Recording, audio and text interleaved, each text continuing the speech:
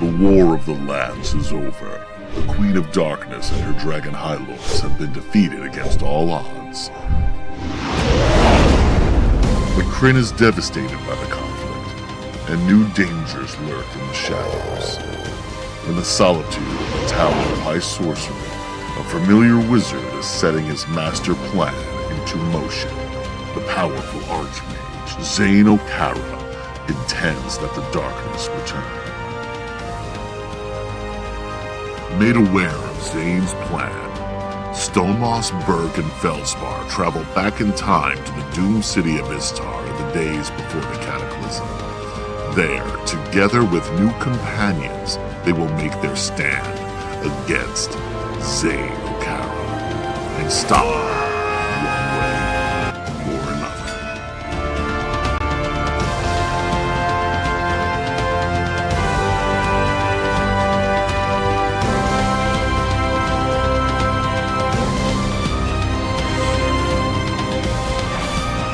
Welcome to the world of Kryn and the legendary DragonLance.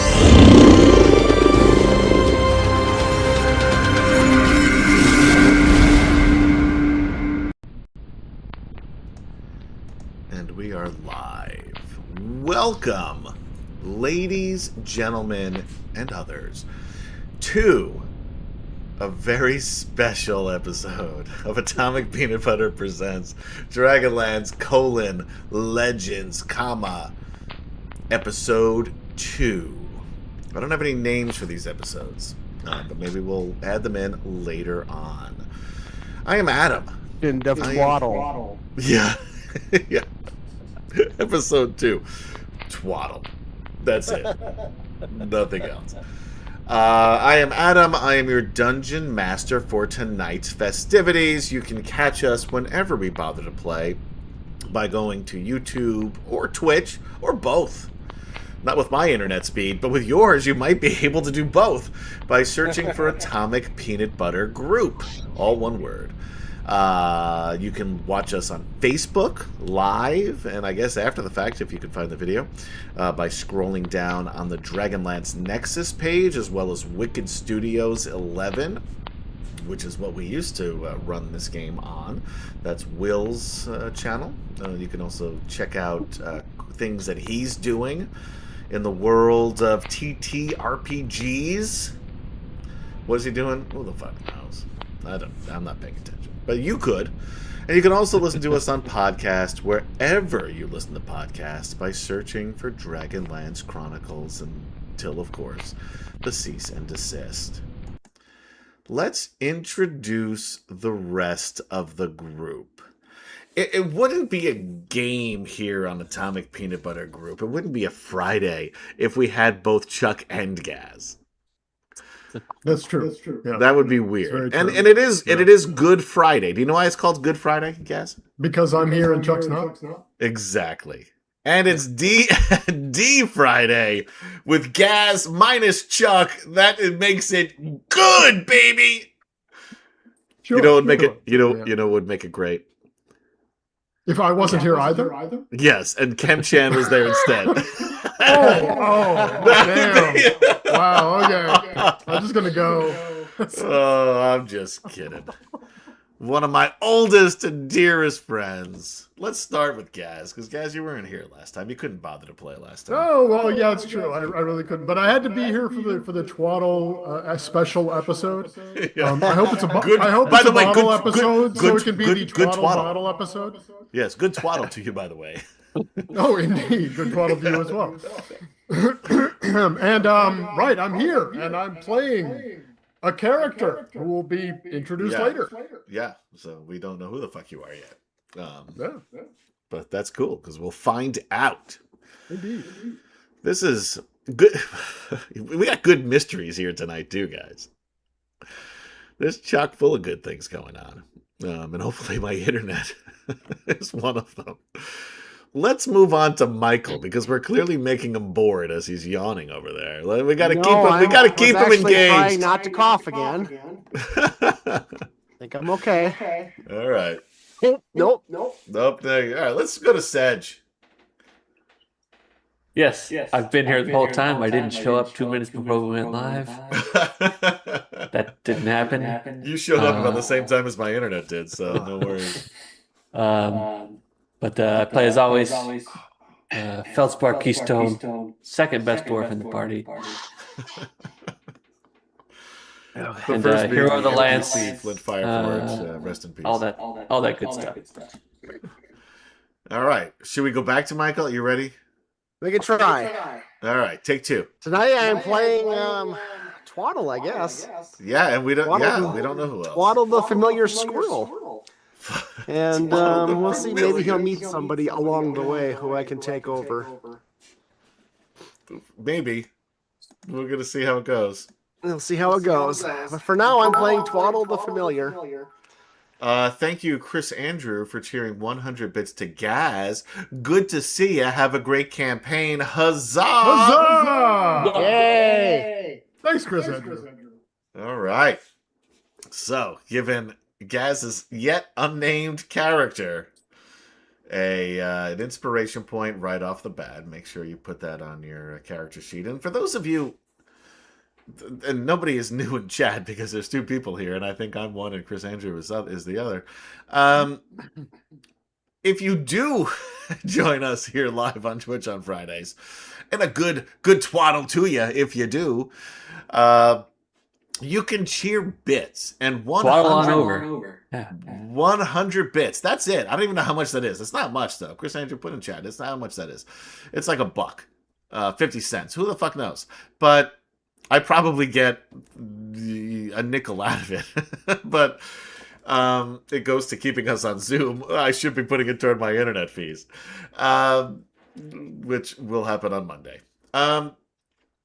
You can cheer bits. 100 bits will give any player or the DM an inspiration point to use on any D20 roll that they make. So, thank you, Chris Andrew, for jumping right in and giving Gaz one, which I guess will help him tonight, but we'll see. I'm planning on saving them all up for several years, so we can have what we had in season 1, which was you and I, trading off inspiration for half an hour. Can I tell you, that was during the Battle of the High Claris Tower, and I don't remember exactly what episode it was, but go back and watch that episode, because you would think that all of these inspiration points, like I had like 21, Gary had like 17, like it was a ridiculous amount of inspiration points that we used to continue to hit each other whenever we made a bad roll and would normally miss. And you would think it absolutely ruins the game of Dungeons and Dragons, and that might be true. However, it made for a really good and tense episode of Dragonlance Chronicles. Like, I was on the edge of my seat, and I was playing this silly game. Of course, I had a couple more than you did, so I wound up. Yeah. I also had a like a pretty high level character or NPC villain, and her dragon, her adult dragon.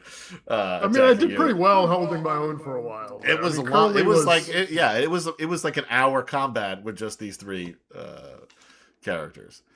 But anyway, check that out on YouTube/Atomic Peanut Butter Group. Let's move on then to Maria. Now, Maria, you also go by, and I didn't get into this last time because I was a little cranky. We were starting late. But I'm going to do it today. Your name, your handle, I should say. Your Twitch handle, a lot of stuff. I don't know what else. Pretty much all of social media, minus the places you have to have your own name in. Right, is Queen Tiamat. Yeah. But you're a huge Dragonlance fan, especially Legends. It's huge. So, why Tiamat and not Takesis? The simple reasons are when I decided on a handle, it had been about 25 years of absolutely no Dragonlance content. So nobody would have known, except the people who know. So I decided to go with something that's perhaps a little bit more familiar. And I also really, I mean, I am attached to the name Takesis, obviously, but I kind of like Tiamat a little bit better, as simply a name of what it sounds like. It does sound better. Reason. Yeah. I will give you that. So those were my primary reasons. All right. I'll let it go. I'll let it slide. Because you know what? Tiamat. Yeah. Takesis, there's a bit of softness when you're saying it. Tiamat's like a hard. Yeah. So Michael's in your corner here on this one. But all right, I can understand that, and I think that's a reasonable response. I did not think you were gonna have a good one, but good twaddle to you, and tell us who you are and who you're playing. That's twaddle.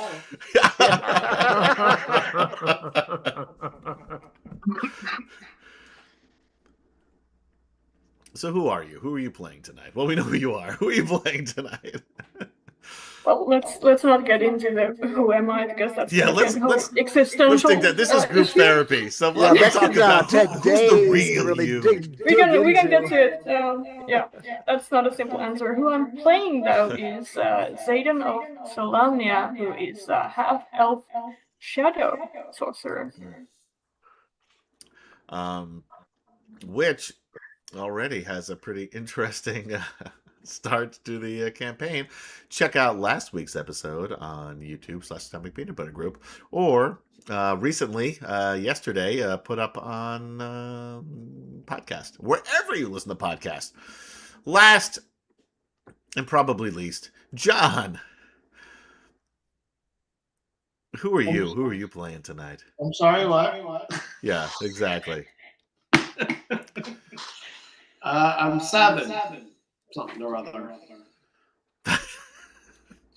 And thus, Good Friday ends in tragedy. Well, with that kind of intro, I'm not going to give you anything. Next time, do better. How about that? You know what? I guess His reputation precedes him.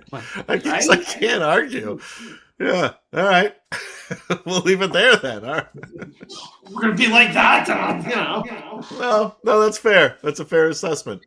I was not being good here on Good D&D Friday. I was being very bad. So anyway, let's get on with the show. Antecedently on DragonLance. Have we figured out if that's an actual word yet or not? Or if that's how you use it, because I've been using it for the better part of 5 years now, and I'm not sure that's how. It doesn't matter at this point. Language is fluid. Yeah, that's true. It's a you know word. what? Good twaddle to you, Sedg. It has been close to 3 years since the end of the War of the Lands. The heroes have gone their separate ways, but have not forgotten the fallen. While there has been relative peace in the continent of Ansalon since the end of the war, the people of Kryn, humans, elves, dwarves, gnome, and kender, have effectively gone back to their isolationist ways, even if the tensions between them are not as high as they were prior to the war. But there appears to be new threats to the people of Kryn. Rumors spread that Ariakis had failed. Kitiara's adoptive brother, Garel, tried to sway her from the path she is on, but failed. He also turned down a role of leadership within the dragon armies. Again, it was like the third time. You think she'd give up after a while, but nope. She wants her little bro part of the action. Further dividing the once close pair. But that's not all.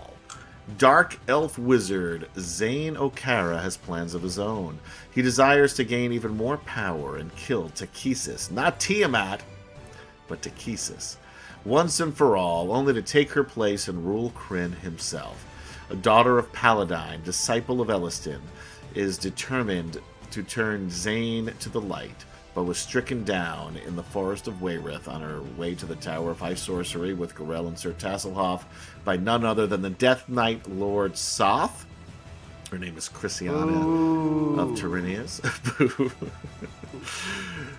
We'll see more of him with the second group, which will be starting soon, next week, I believe.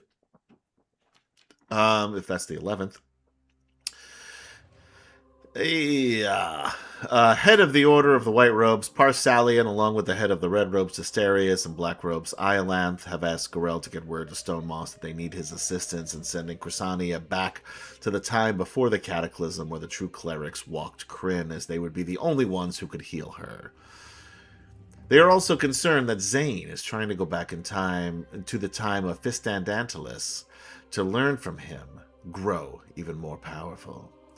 They are planning on sending someone with Chrysania to protect her and stop Zane before he can gain the power he seeks. Their first thought was Zarek, Zane's twin brother, who was still missing after the end of the war. Their second was Gorel, who informed them that he is retired and has settled down with his wife Tika, and owns and operates Curly's Inn, formerly known as the Inn of the Last Home in Solace, now serving curly fries, not those kind of fries. Gorel returns to Solace and sends word to his cousin Burke, who couldn't bother to be here today, that Stonemoss is needed by the wizards and returns back to his domestic life, at least until April 11th when we pick up our second group. Stonemoss, Burke, and Feldspar arrive at the Tower of High Sorcery of Wayrith and meet renegade sorcerer Xaden of Palanthas, cousin to both Zane and Zarek, along with another of his cousins, Sir Savin Brightblade, Knight of the Sword, the one that John refused to tell you about earlier, looking to recapture his family's lost glory. The wizards task Stonemoss to use his device of time journeying to send Xaden and Savin back to the time before the Cataclysm to save the dying daughter of Paladine Chrysania Tyrrhenius, and to stop Zane, whatever the cost. Stonemoss sends the duo back, but also sends his familiar, the squirrel Twaddle, good twaddle to all of you, by the way, who has literally been to the abyss and back. By the way, this is why we call it Good Friday, because Twaddle, we thought was dead. On the third day. And then on the third day, he rose again. The squirrel familiar. So this is where you've heard of this. So you're thinking Good Friday. That makes a lot of sense to me. Now you know why. It was because of Twaddle. As it were. Somewhere it changed from a squirrel to a rabbit, you know. Yeah. That was like a game of telephone years later. Yeah.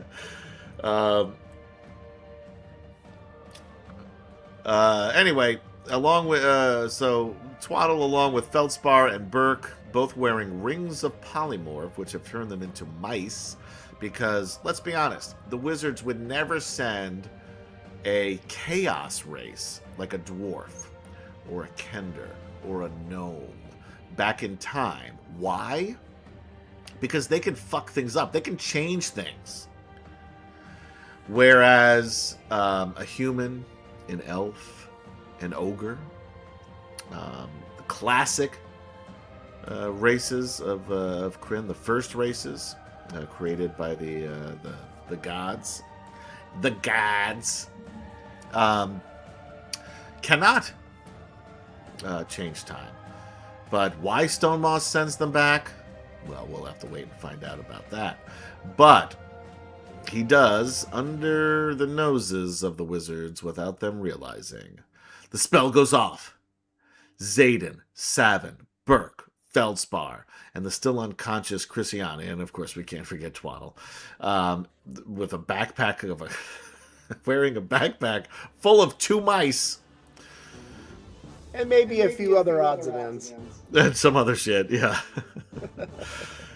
Are sent to the Lord City of Istar before the Cataclysm more than 350 years into the past. They are dressed in ancient clothing and without their armor or weapons or any of their items. They wake up. The city guards think that they have accosted the revered daughter who still lies unconscious. And for those of you watching, or which would be all of the characters except for Gaz's and Michael's. Like, she looks like she's beaten the fuck up. Like, she didn't look like this before. Like, she was certainly in a fight with Lord Soth, but she has, like, bruises that she didn't have before. Like, it looks like she was accosted in the streets in this alley that you're in. But before we get to that, we cut to the School of Games and the arena. And I'm going to move you guys to a battle map. Gary, I would like you to put your character down at the bottom. In between those other two, there's a human and sort of a greenish tin, yellowish tinned female. I'm going to move us to the battle map here as well. You don't have a picture attached to your character yet? This is... Wow. Amateur hour. No, that is big. Twaddle beseech you. That's it. Anyway, fine. The roar of the crowd in the arena is deafening as a... Are you an elf or a half-elf? I don't remember. You're super quiet, Gary. Like, super Yeah, quiet. you're very quiet all of a sudden. I don't know. Okay, I'm sorry. He's just a little shy, folks. He's playing an elf, though. It's my first time. Yeah, it took Gary 6 years, but now he's nervous. Yeah. Professional actor, but he can't do this. I don't know what's happening. What's going on? Wow. Where are we? What if we called you Michael Mangano? There you go. That might work. I don't know. Now are you in? Now are you locked in? I don't know. Anyway, well, you're working through that. I'll continue my narration. Okay, go ahead. The crowd cheers as they see a hero of the games, a half-elf. I would love for Gary to describe him, but we'll get back to that in a moment. So, there's also a dark-skinned human. Did I say half-elf? No. I meant, whatever. I can't hear what the fuck you're saying, so I can call you whatever I want. I'm an elf, damn it. That was better. Yeah. You just have to yell at me. I got to get under your skin a little bit, which is easy to do. I know how to push your buttons. Although Gary was actually probably still the easiest person I've ever lived with, and my easiest roommate,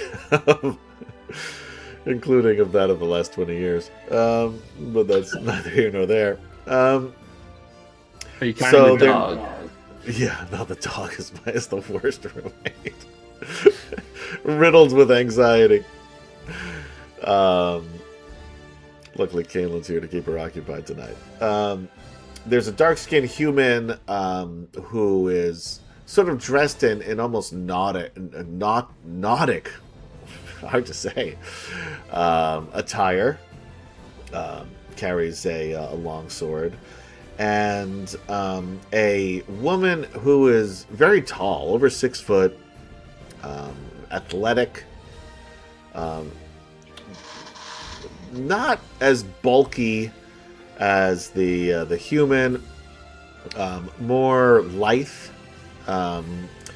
but she holds a trident. Her skin is a greenish yellow color. She does have elven-like ears, but does not look like any elf that the people in the arena have seen before. Then, as the cheering continues, how's your sound, Gary? You ready to talk about what your guy looks like? Sure. The character, the elf that you see in between those two other characters is of average elven height. He's got long, dirty blonde hair, and he looks kind of just dingy and dirty. He's clearly not keeping up his appearance very well. He's kind of waving side to side a little bit, and he looks a little bit unfocused. He's wearing some robes with a sash, kind of monk-like attire, but they're all kind of ripped up and unraveling at the edges. All right. And you hear Arik Rockbreaker, the master of the games, yell out, "Our heroes for today's performance, Maul!" And Maul. He kind of looks up at the crowds. Farragas. Farragas sort of taps his sword to his chest and then lifts it high in the air. And Kiri.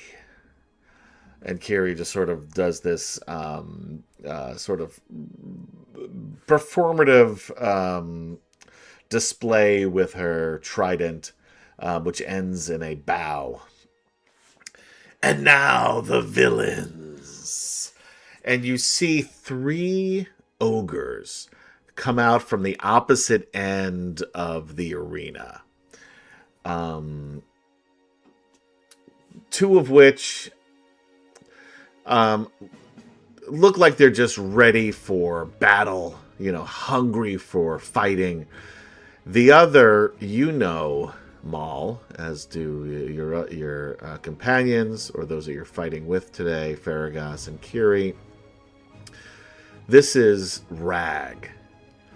And Rag is the Game Master Arik's personal bodyguard and a longtime champion of the arena. And with that, as the crowd boos as the ogres enter, and you can see Rag really putting on a show, sort of has his hands up in the air as if to say, like, what? Why are you not cheering for me? I'm the biggest and the baddest. And then Arik yells out, "Let the games begin!" And with that, I would like you to roll initiative. And I should have done this earlier for all my people. So, Michael, while we're doing this, why don't you talk about what you have up on the DM's Guild? Sure. I have a couple of adventures that I just actually recently ran at GaryCon. I need to update them again. But Frigid Zombies and the Murder of a Mare is how it's known there. But if you look for Frigid Zombies and look for my name, you'll find them there. And if you get them now, when I update them, you'll be prompted to download the updates too. So. And that's the ones that I ran this year at GaryCon, and I've ran them at Gen Con in the past too, so that's what I got going on. And there's a couple other things over there too, but that's probably the most exciting ones over there. Then of course over on Amazon I have my Fire Fallen series, all one word, Fire Fallen, Firefallen, which is the story of a young knight who does knightly things, goes out and tries to stop his evil uncle and all those wonderful things like that. I don't know. I'm having problems with the audio here too for some reason. I don't know why. But anyway, I will keep it as is for now. I'm going to actually record this on...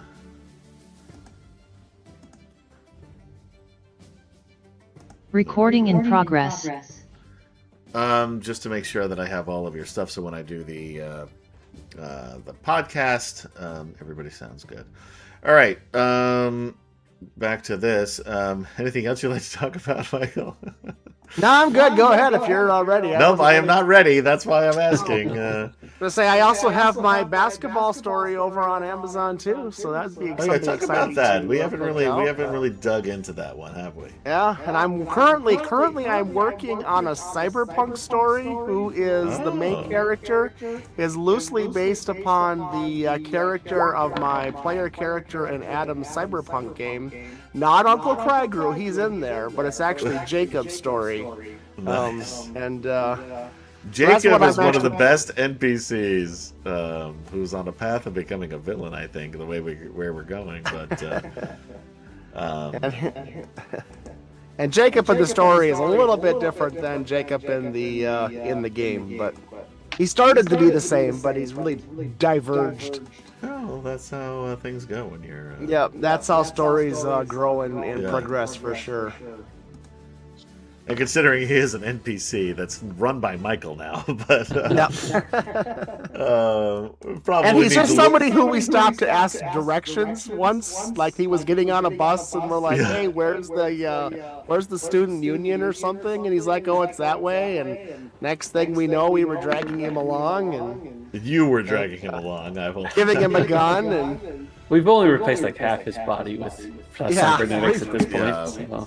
Exactly. It is really. We should have been recording that from the beginning. It is one of the funniest games we've played. These guys really are a lot of fun to run that game with because they do nothing I expect them to do, and I don't think they will. That's really the best way, you know. Yeah, I agree. It's more fun that way. I don't know why Kaylin just let this dog out without taking her out.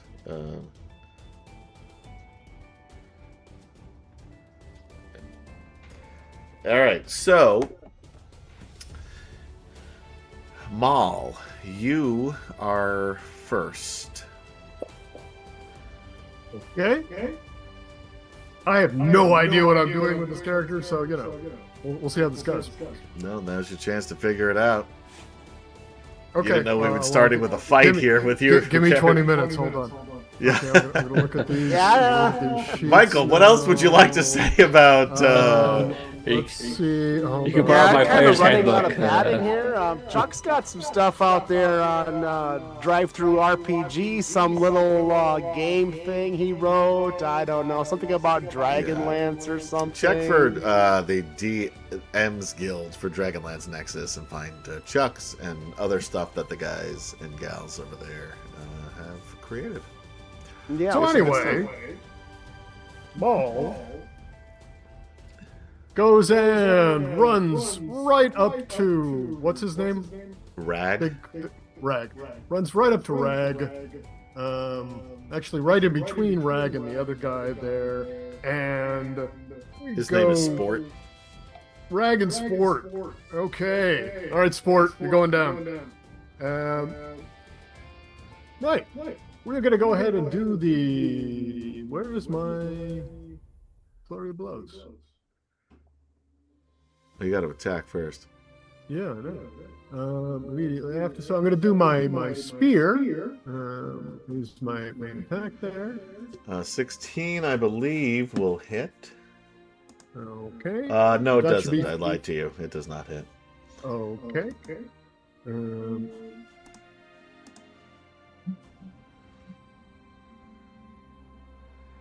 You probably have more than one attack here because you're like. I'm gonna go ahead and use my one key point to make 2 unarmed strikes. Bonus action. You still have another action you can attack with before doing that if you want. I will do that first. So I'll make that attack. Another 16, which we've learned is not enough, unless you're attacking the other dude with that one. Nope.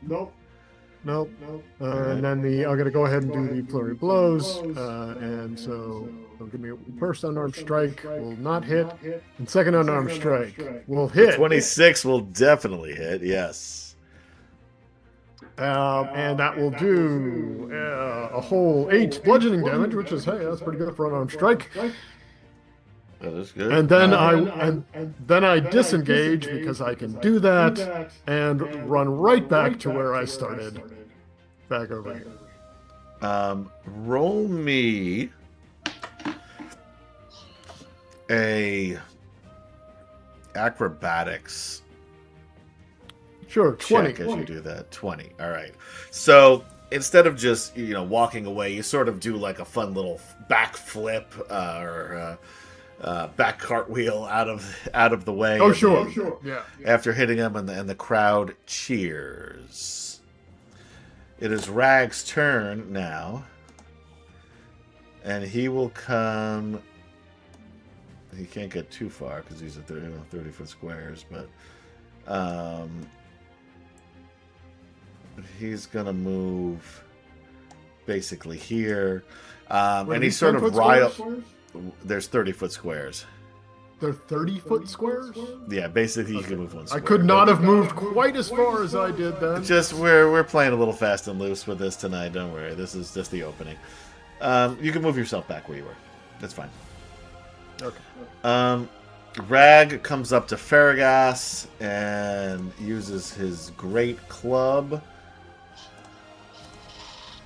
It's like totally great, dude. This is a great club. And this is nat 1. Very Gary, exclusive. roll me a D100. Sure, And why not?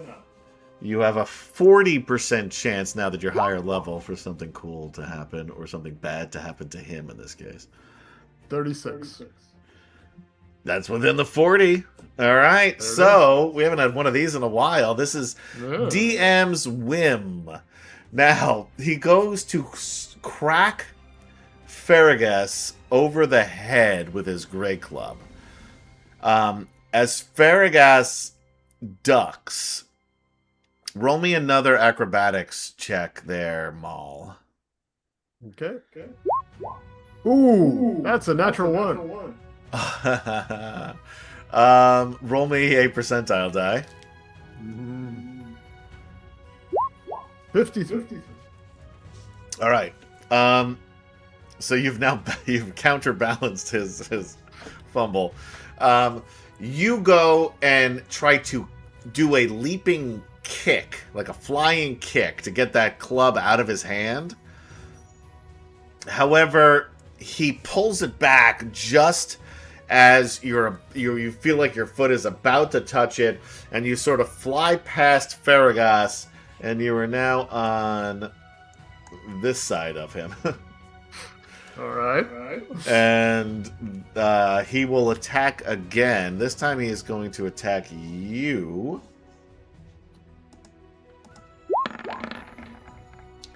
Uh, 22, I'm assuming, will hit you.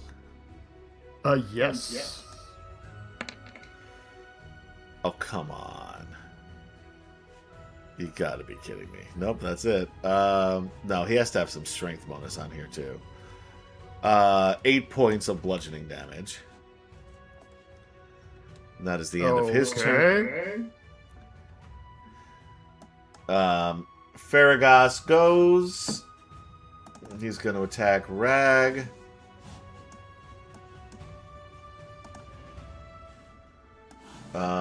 Let me just roll a strength for Rag. He got a 10. Yeah, the audience is not loving Rag. So far, the audience is still in your corner there, guys. Long sword attack from Farragas. A 17 will miss Rag. He bats it down with his club, and then as he tries to make another one, he just sort of elbows Farragas out of the way. Farragas is going to roll a charisma check. 14. I mean, even though he kind of missed, the crowd still is favoring you guys. And it is now Kiri's turn. She is going to run up here and attack as well with her longsword. Oops. A 30 will hit. For 3, so 9, 10 points of damage, including 1 point of psychic damage to him. And I'm going to roll a... I lost her. Roll a charisma check for her. Again, they're still on your side, but not super keen on what they're seeing so far. They were hoping for more bloodshed. That being said, the ogres are going to move down here. Both are going to attack Kiri with a great club. A 19 will not hit her, no. And a 19 will not hit her. She dodges out of both of those attacks. Couple of strength scores here. One of the ogres is kind of winning some favor, but for the most part, the crowd is still on your side. We're going to go back to Maul. Okay. And I will kind of, dance around this guy here to the other corner of him and attack him again with my spear. Now here's a question for the group. Do we want to play with flanking rules this game? Because we have just started. This is our first battle. We will put it up to a vote.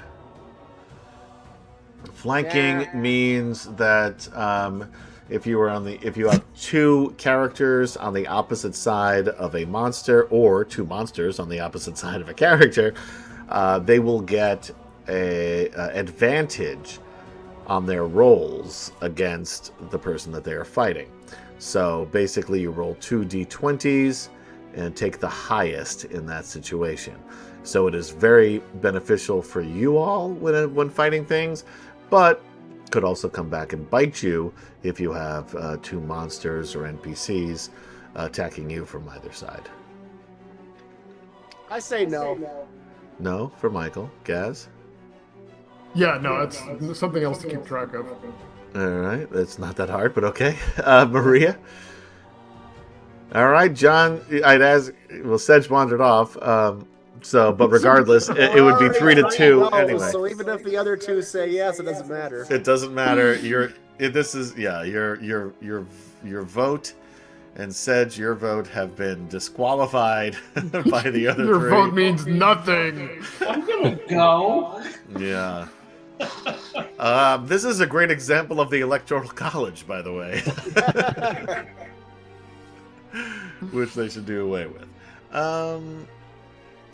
It's weird that the only I'm digressing here a little bit, but the only voting that is not representative of the number of people who vote for a candidate is the president. Every other candidate in every other position is based on total popular vote. Weird. Yeah, well, anyway. Back to something more exciting than reality. It is still my turn, right? It's still your turn. Okay, so now I'll actually go ahead and make my attack here. Yes, 23. Hits. Okay. And I am going to spend a key to attempt a stunning strike. This will do 6 piercing damage. Okay. And the stunning strike, he's got to make a Constitution saving throw. Ooh. Our first saving throw of this new season. Con? Con, yes. 35. That seems impossible. That seems way too high.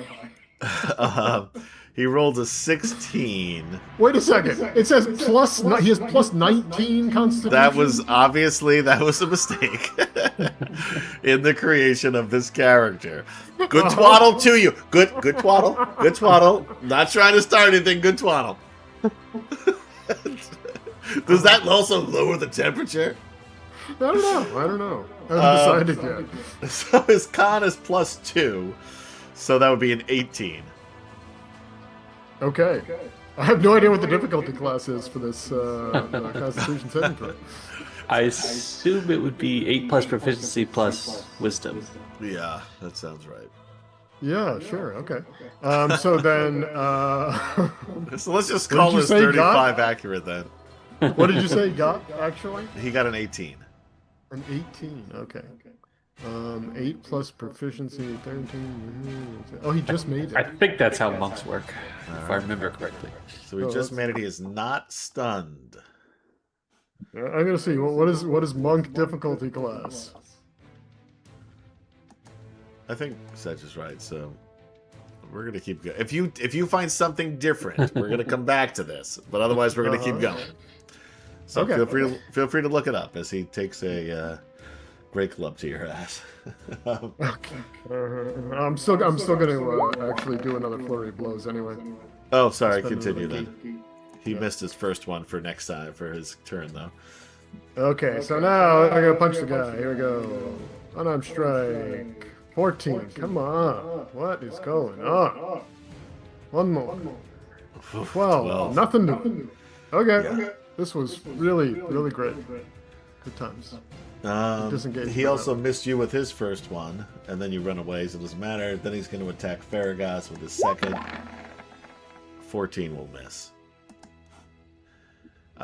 So we keep this up for some time. Do me a favor. Roll me a D100, Gary, and choose high or low. Oh, okay. Well, I'll choose before I roll it again here. I'll All say right, 'cause- high. All right, yeah. And you rolled a And it's 5. 5. So the battle commences. Eventually, a strike with the Great Club hits Farragas in a spot just under his arm, like on the side of his pec, where there's hidden a blood packet full of pig's blood. And you hear this wrench, and you do hear Farragus cry out because it does still fucking hurt getting hit with this thing. It falls over. Eventually, down goes Kiri. You're the only one left against the 3. You make a move. Roll me an acrobatics. 25. You tell me then, what is your karate move or your martial arts move that you're gonna do here on Rag? This is like your last-ditch effort here to win this match with your 2 compatriots fallen. Right. So yeah, he comes. They're down. He's swinging that great club. He's coming at me, and I look like I'm done for. I look like I'm just about to fall down. I'm just fall down, and he comes in with that great club, and he looks like he is just about to take my head clean off, and I just go, and it goes right over my nose. I slide underneath his great club and just slide down, twist my leg, pull his leg out from under him, and he goes straight down, and I'm on top of him. All right. And with that, Maul wins the match. And the crowd goes wild. There's a big production of the staff of the arena, who are slaves effectively. The other contestants in other battles run out and pick up the quote-unquote lifeless bodies of Kiri and Farragas and the other 2 ogres. Well, they just drag them out. They're actually dead. Yeah. Well, you can't make an omelet without breaking a few eggs, am I right? And the crowd is cheering. This was the last match of the day, the big finale. And as you're walking through the tunnels back to your cells, although yours, Maul, is open, you can come and go, basically, as a victor in the games. Farragas and Kiri have not been elevated to that status yet, so they are still locked in once they're in. However, you do see them get up and wipe the pig blood off of their bodies, and Rag comes up to you and kind of slaps his giant meaty hand on your shoulder a little too hard, and he says, and he's looking down at you. I mean, he's a big dude, and he just looks at you and says, "Next time, I make sure I win." Yes, totally. I totally understand.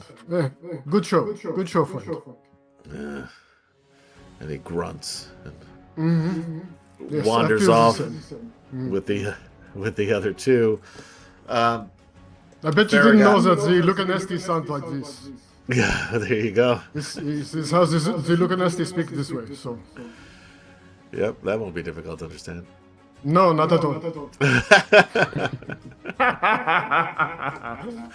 But it's canon now. That's on the Lucanesty. Welcome to season 2.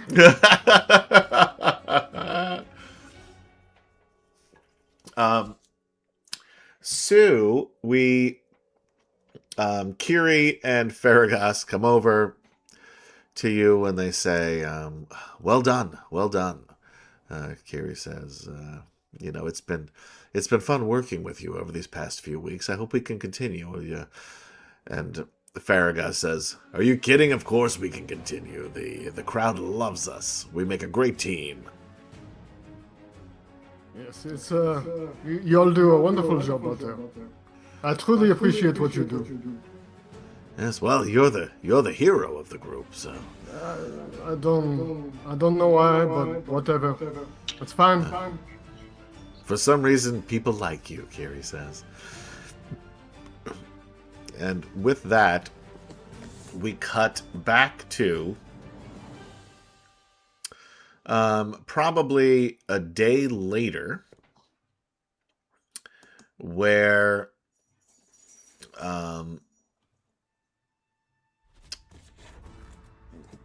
Feldspar, Zayden, and Savin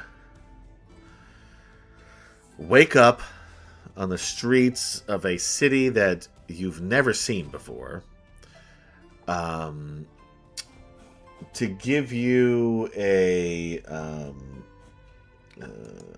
bit of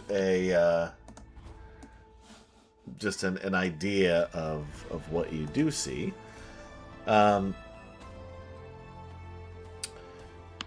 The city is clearly huge. You're probably somewhere in the middle of it. You can see that it's built almost entirely of crystal, alabaster, and gold. While Palanthus, in your time, is really probably the most beautiful human city that there is, and especially since the fall of both Qualinesti and Sylvanesti, the Elven homelands, and Solace, for that matter, the town that I don't know if any of you have ever been to, but where we spent a lot of time in season 1, where it was basically a tree town up in the high Valenwood trees. But even that has been destroyed, and the structures and buildings and houses are now all on the ground. The city is pristine. It is beautiful. You, however, are dressed in the clothes of definitely hundreds of years prior to your time. You don't have any of your belongings. And you look over and see Chrysania, who looks like she was beaten to a pulp by that ogre that Maul was facing. And the guards rush up to you in their shining armor and say, "Arrest them! Arrest them now! They've done terrible things to this revered daughter of Paladine." And they hold their swords out to you and surround you. What would you like to do? To be clear, I'm not there. You are not there yet. Twaddle. Twaddle is there. Okay. Felsport holds his hands actually out. move between the group and these guards and just stand there and stare rather defiantly for a 1 foot tall squirrel. Roll me. And I don't remember how we built Twaddle, but roll me some sort of what's the word I'm looking for? I'll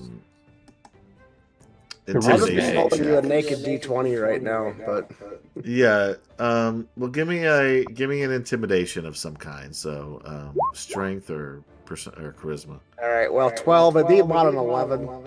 That's intimidating. Yeah. So anyone who knows Twaddle can see that he's ready to fucking go down, fight. But the guards don't seem to notice the squirrel. Chest puffed out, tail at attention, in a defiant pose.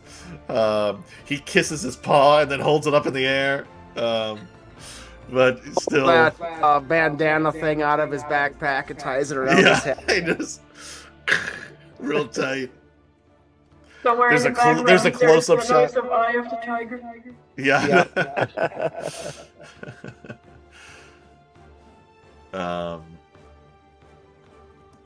What are the rest of you doing? Or the other three of you, I should say. Fine, I surrender. Hold my hands out to be cuffed.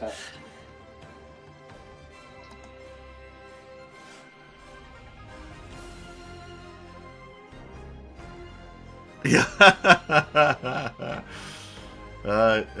Gary did go to law school. So listen to him, dudes. Yes. That's one part. He's played doctors. Yeah, you've played doctors. I don't know that you've played murderers. I don't know that you've played a lawyer.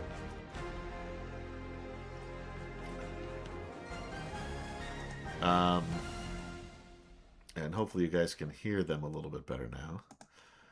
If you couldn't hear them that well before. But anyway. Yeah, so what are you doing? The guards are coming to clearly arrest you for beating up this woman. A revered daughter of Paladine, which is like... It's basically like killing a cop. Like, this is bad news. Is she unconscious? She's been unconscious since you've known her. Yes, take her to your healers. We surrender. Or at least I do. Weren't she a mouse?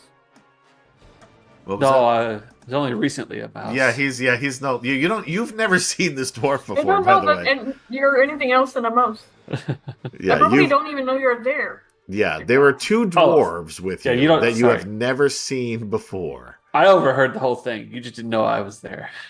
Yeah, I'm probably not even aware they sent some familiars with us because honestly, that's not interesting to me. You do know that for some reason, Stone Moss did make Savin carry a squirrel who had a backpack full of mice.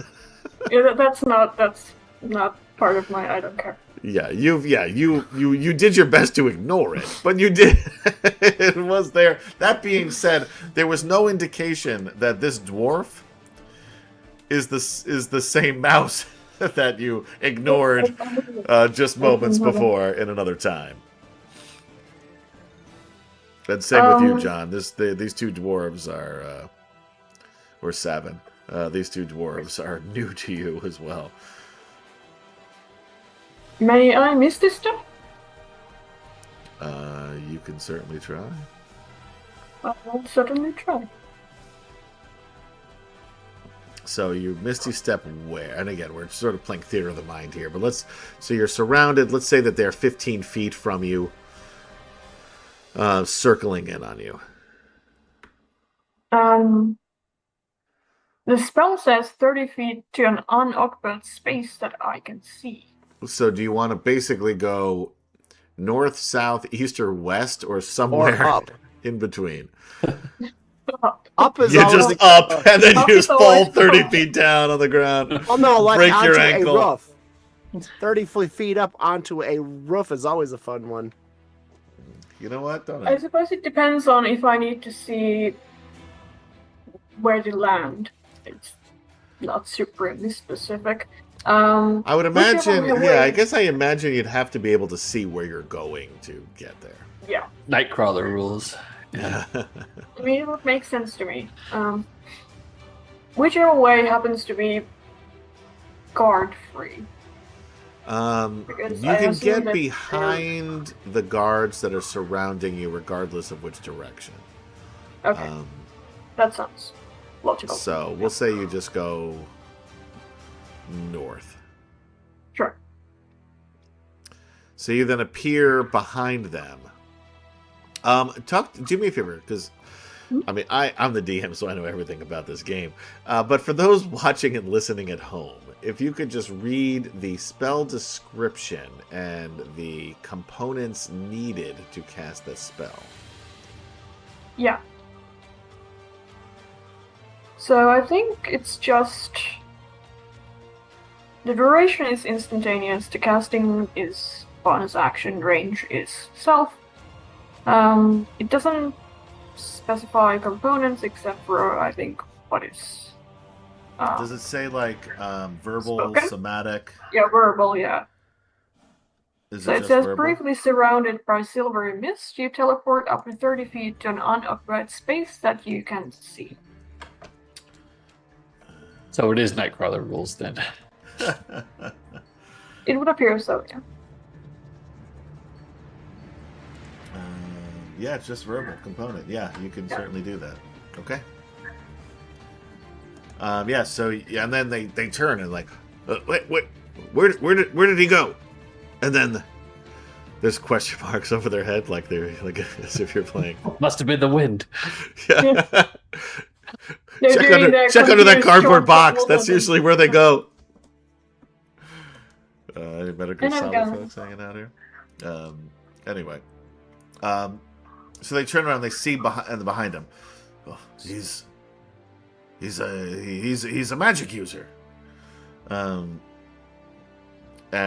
two of them sort of break off and head toward you, while the others try to sort of narrow in on the two dwarves and the pretty tough-looking dude, not wearing armor, so they don't recognize you as a Knight of Solamnia. And they say, "You three, hold here.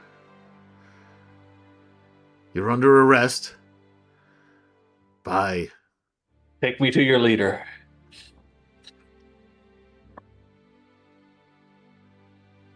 You're not going to believe this, but I'm from the future. No, wait, I'm probably not supposed to tell you that. Sorry, what was that, John? So is there any way I can reason with them? Or You could certainly try, yeah. What do you want to say? that we're just trying to get help? Yo, yeah, sure. Now you want the help. After you beat her to a pulp. Knock her unconscious. We did not do that. Then who did? I see no one in this alley but you. Is there any way I can persuade?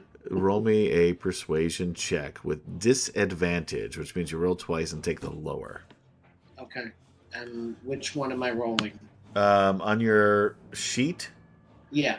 you should see under, is it skills? Yeah, no, I have persuasion 7. So just click where it says persuasion and it should roll for you. Oh, fun. Did it go? I don't know. 17. 17. Hit it again. Yep. 22. All right. So 17 is pretty good for. Let's see what we got here, because I cannot find this stupid sheet because I don't have enough monitors. So let me just roll a die here.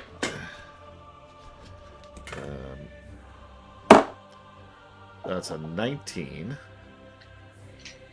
This is a heavy metal die here. So you got a what, 17? Yeah, there's my 19 if you can see that. Yeah, he doesn't believe you.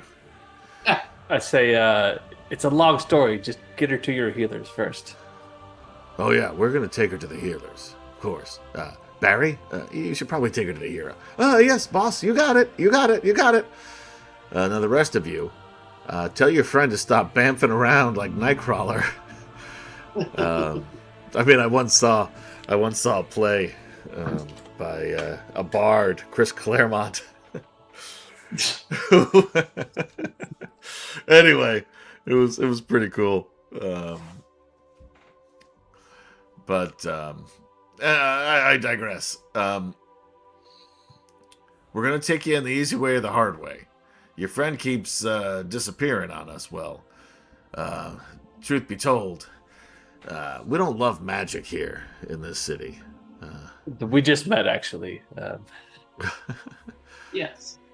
Regardless, we will go harder on you, the harder that he makes it for us. And the two guys are trying to chase you down. Zayden, what do you do? Well, I think I still have my my movement because Mr. Step was a bonus action. So what I'm trying to do is, of course, evade them. All right. But also not lose track of where Savin is being taken, if he's being taken. All right. So let's move you back to, because I found this page now. Back to the Lord City here. You guys are. You see where 7 and 8 is? Yeah. You're down in an alley. I'm pinging it on the map here. Just about southeast of, but in that's sort of that nexus point between 7 and 8. And so what direction do you want to run? So if I went north, I think there's like a little alley somewhere there. Yeah, and you're kind of in one. You can sort of stick within the alley, cross over that street, and then keep going. So yes, I mean you can move 60 feet. I mean they can too, but you already have a 30-foot head start. So they're going to continue then chasing you north through the city. Yep. John and Sedg, you guys are, or I should say Savin and Feldspar, are you allowing them to take you prisoner? Feldspar is surrendering, yeah. Savin. I think at this point, yes. All right. When I see that, I kind of fall back a little bit and try to just be nonchalant, invisible. This is the squirrel talking? Yeah. Yeah, you're pretty nonchalant. So he puts on a beret and sunglasses. No, I just just kind of fall back so I can see what's going on. All right, so the two of you, how it was explained to me, so. Yep. So Savin and Feldspar, you are being arrested. You're taken to or sort of handcuffed. Manacles put on your hands and your legs. As Zayden, roll me, because I'm assuming you're trying to sort of duck in and out of places. Either roll me, depending on how you want to try to get away from these dudes. Oh, I have invisibility, so Okay, that'll definitely help. What are the components in that? let me see. Verbal and somatic. That's it? Yeah. It's concentration though for 1 minute, so I can only do it for 1 minute. Yeah, I mean that should be The enough to greater get you out of invisibility, the then? way. Well, Mike? Is it greater invisibility? Yeah. Oh, there you go. I just want to double check to make sure there aren't any spell components because you wouldn't have any of those, nor would you have any. Yeah, if I don't, then let me know that I can't do it. You need an eyelash encased in gum Arabic. Now you would normally have Isn't that just a spell mascara? focus. Yeah. However, you don't have any of your equipment. Yeah.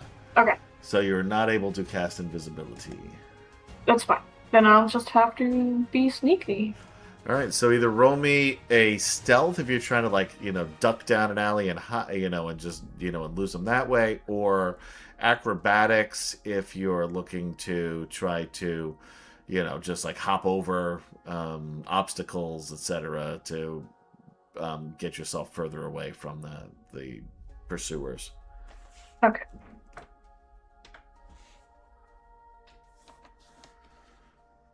That's my stealth 12. Pretty good. Let's see what they get. Now that I've got this, I can just roll it on here. 10 for one, 7 for the other. Yeah, you seem to have lost them.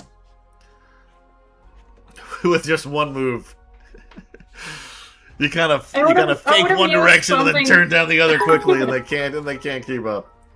It's a shame that greater invisibility or something isn't more than one person. I could try to get Sabine away as well, but unfortunately I could not. The good news is that Sidorin, hey Sidorin, cheers 1,000 bits to the DM.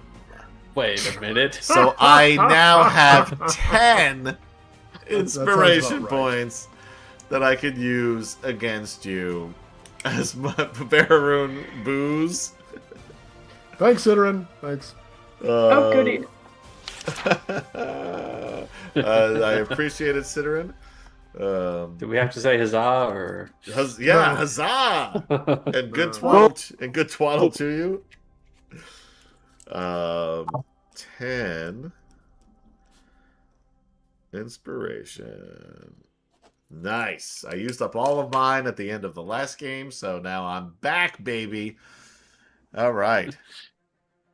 I'm going to use one of those inspiration to see if I can catch good old Zayden. Now, again, you can use as many inspiration points as you want. Now, you will obviously run out at some point, but you can keep using them in order to achieve your goal. Smoke them if you got them. And I'm saying this as somebody who's going to keep using them until I achieve my goal. I'm going to need a nat 20, though, to do it. So I'm only going to do one more time, I guess. So I don't want to waste all of them. Because you got a 21, a 4. I went from a 10 to a 7 to a 12 to a 6 to a 4. So, luckily, the two people for you that were following you forgot their glasses at home and just cannot. They can't do contacts. That's really it just creeps them out. Plus, there was a coffee shop right there, which they both decided they had to stop at. Yeah. And, it was like latte time. Yeah, and they have. We're surprised you hadn't stopped. Yeah, I chose the route with the most coffee and donut shops, knowing Yeah. how cops work. You went down. Yeah, you went down Coffee Row. There's 3 Starbucks, 2 Dunkins. This And then a isn't my couple first of. rodeo. I know how to do. And then there's just a couple of local places that really the tourists don't go to, but the tourists really, I mean the locals really love. They got great scones there too, by the way. So yeah, you kind of get away. and are wandering the streets of the Lord City on your own. Okay, we're gonna need him to bust us out of prison later. I'm sure. Yeah. They take the two of you to an area that is very close to where you are, up into number 8 there. So a short walk. And they talk to a sturdy-looking gnome who looks you over. Not gnome, dwarf. Looks you over and says, "Hi, these three'll do. These three'll do nicely." And with that, we are going to take a very brief break so I can take my dog out. Thank you guys for hanging out with us on D&D Fridays for Atomic Peanut Butter Presents Dragonlance, Legends, Episode 2. We are in the past, trying to get back to the future. TM. Trademark. Yeah. And don't go anywhere. That's it, period. We'll be... Ever. Ever. Don't fucking move. Don't move. We will be right back.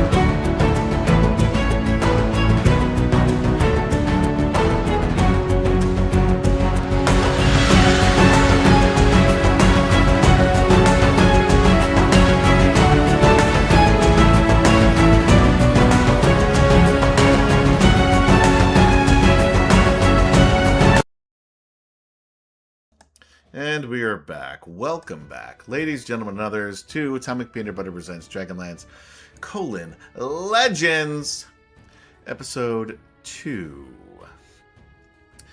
And, 2 of you, 3 of you, although one is very quiet, because Chuck couldn't bother to be here tonight. I'm not sure he isn't still a mouse. I think he's still on my end, so yeah. He's just really upset by the situation and just can't talk. I am following along as they're being taken from a distance. Presumably unobserved as a, squirrel. Yeah. They are taken to, and, well, I'll go to this and then I'll get to that point. So they're taken to the slave market, which luckily for you has been recently re-engaged. And there are a group of people there with you, all sort of tied up in manacles, arms and legs, just like you. You see this dwarf who looks you over, and Rag, this giant ogre, standing not far from him. And he says, "Aye, these'll do, these'll do." Walks off with the slave master. You could see money exchanging hands. Roll me a perception check, the two of you. So on your character sheet, John, you should see perception and just click where it says that. And then tell me what you got. 9 for Feldspar. Theoretically good at that, but rolled really bad. That's a 1 for the squirrel. And a 15 for Savin. Savin, okay. You notice, because you're just sort of quietly watching this situation here. Besides the ancient clothing that you're wearing and the sort of the slightly different speech that you hear from the guards and those that are around you, the fact that the dwarf that was just checking you guys out and the slave master are exchanging gold coins, pretty much confirms to you that you have been sent in the past, as for your entire lives, both of you, steel has been valued more than gold has. So you feel like, yeah, shit, you really did make it to the past. And the dwarf comes back after a little while. Again, his ogre bodyguard following him. And he says, "You 3, come with me." And then he looks at the dwarves. He overlooks Burke, who doesn't look like he has any information to give. And says, "You lot, arrested for beating up a revered daughter of Paladine, I hear." No, we accompanied her here. Look, I don't care what you did. Sometimes, yeah, and I shouldn't say this, but I feel like, these real uppity religious types sometimes need, to feel the back of your hand. You don't understand. This is all a big misunderstanding. Yeah. All right. What's your name? I'm Feldspar. What about you? Never mind. You're not going to talk to me. Well, how about you, human? Now, I mean, am I trying to hide the fact that I'm a knight? That's up to you. You do know, I'll give you this information. You do know that the knights were revered still at this time. It wasn't until after the cataclysm that people sort of lost their faith in them and their trust in the knights, and then slowly started to regain them after the War of the Lance. But during this time period, the knights are certainly revered. Yeah. He's got the mustaches, right? He does still have his mustaches. His mustaches. My name is Sabin. Yeah? Yeah. My name is Eric. What's it to you? My honor is my life. Oh, don't even tell me. Hey, Rag, you see this guy? And Rag towers over you, walks basically like right into your personal space. What is it, boss? This guy thinks he's a knight. Look at him. He's got the mustaches and everything. You think you're a knight, do you? I don't think anything. I know. Well, Eric says, stepping around his giant companion.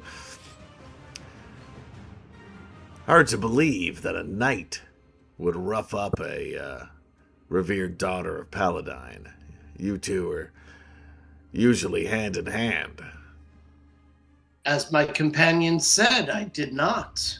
We were merely seeking help for her. Wait. Hold on just one moment. Are you telling me that you were falsely arrested? It appears that way.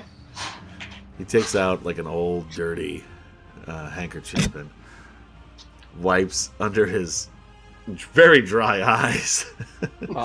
Is the world's spies violin in the closet or something? Or? And says, well, that, my friends, is a shame. But bears no relevance to me. So, you follow me? Or my friend Rag here, well, he'll make you wish you did. I've fought ogres before. And Rag looks at you, he's like, you? Where? Put an axe in my hand. I like your spirit. How about you, knight? You ever fight an ogre? If I had my sword, we'd be having a different conversation. All right. There's some fire in this one as well. Excellent. How about you, other... Nah, forget it. You're not going to say anything, I can tell. Giving us the silent treatment. What happened to the other one you were with? The one that ran away. Who was that? No one of consequence.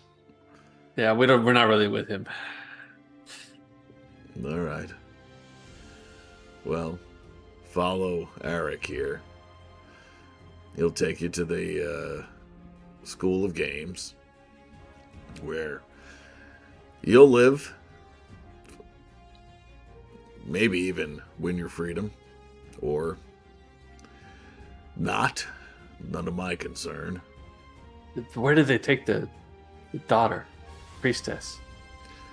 Eric looks as, I don't know, I'm assuming they took her back to the temple. Then he points in the direction of the Great Temple. Oh, that big thing. Yeah. Roll me a straight up intelligence. Thank you, R. Sanders 99 for following on Twitch. Huzzah! Huzzah! Oh. Hey, question. Would I have a sense of where Aramis might be located right now? You know, just based upon my knowledge of his general habits or... Roll me... I don't know what you're going to roll as a squirrel. I mean, he was Aramis's familiar too. Yeah, so... yeah, that's what I'm trying to figure out what you can roll here as that squirrel. Just roll me a percentile die. Tell me high or low. Okay. We'll go high. 70. That's high. If Aramis is here in Istar, he would probably be at the temple. Or the Great Temple, I should say, because there are some smaller ones. So in Area 1. That being said, he would also tend to go to a... give me 1 second here. That's not what I wanted. Oh, come on, I need my other screen. Here we go.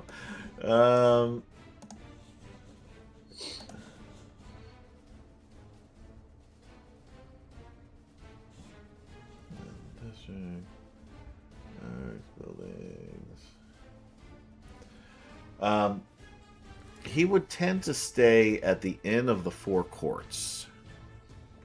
I think I'd probably go there. Once I see what's happening here, they're being held prisoner, going to be in the gladiator pits for a while. There's nothing much I can do here, so I'm going to turn and head off in that direction.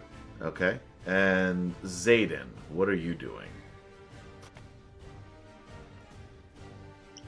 Well, I have a pretty good understanding of where they're taking my cousin.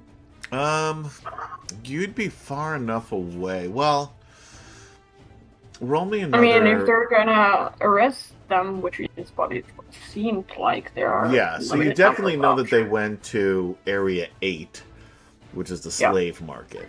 Then, I'll say from your... give me a perception check. That's a 15. 15, not bad.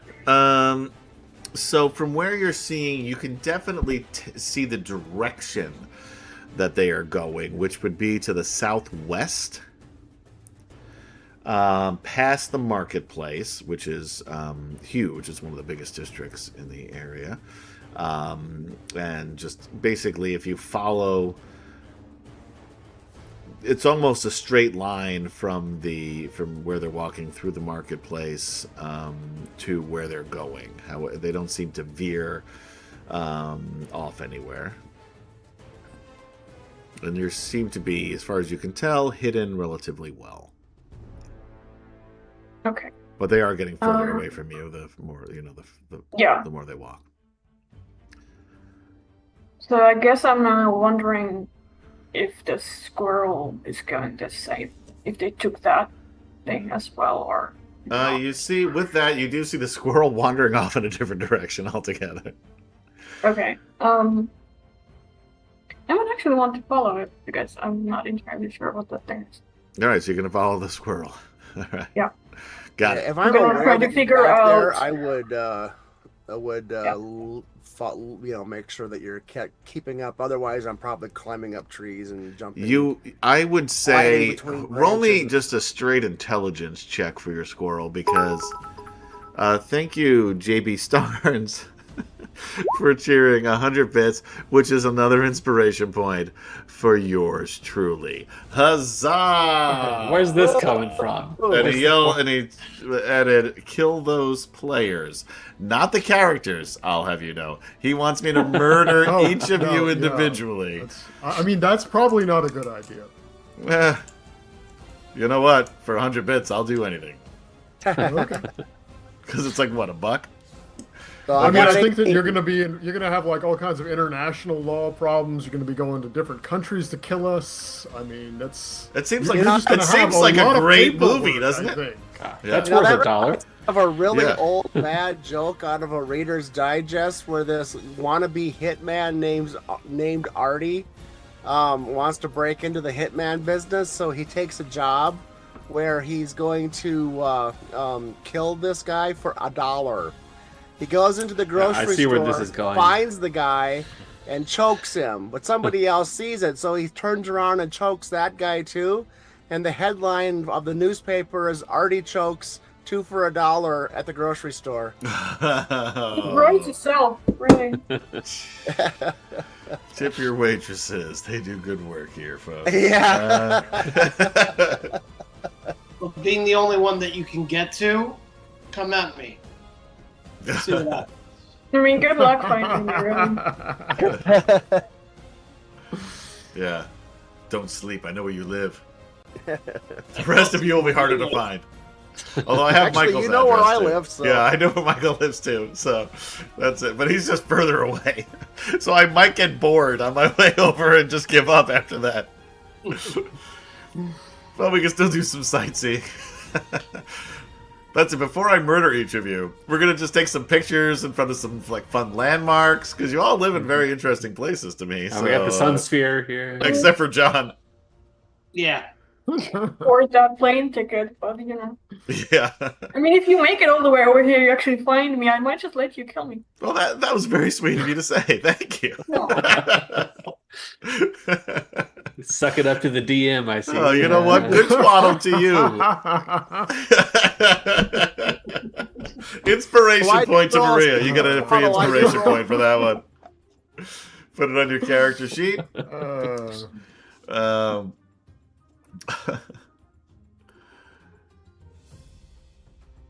I did eventually. Ciderin, by the way, says, "Don't get your hopes up. I spent a lot of money so he would kill Ergrin. Couldn't get the job done. Didn't we kill Ergrin? Eventually. So. Yeah, and Will wasn't even there, which kind of ruined it a little bit. But we did murder him. It took a while. Yeah. And I used inspiration points. Maybe some of yours, Ciderin, so. I'm not above murdering characters for money. We've seen this.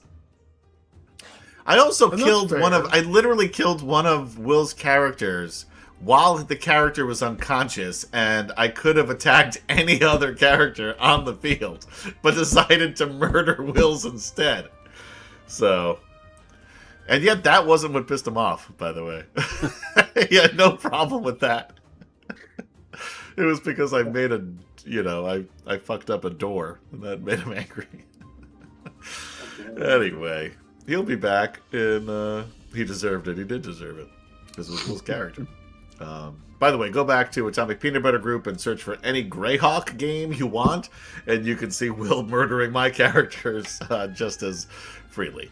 So, anyway, I feel it was deserved on my part. Yeah, but that one time it was definitely deserved when you took out a whole village by yourself.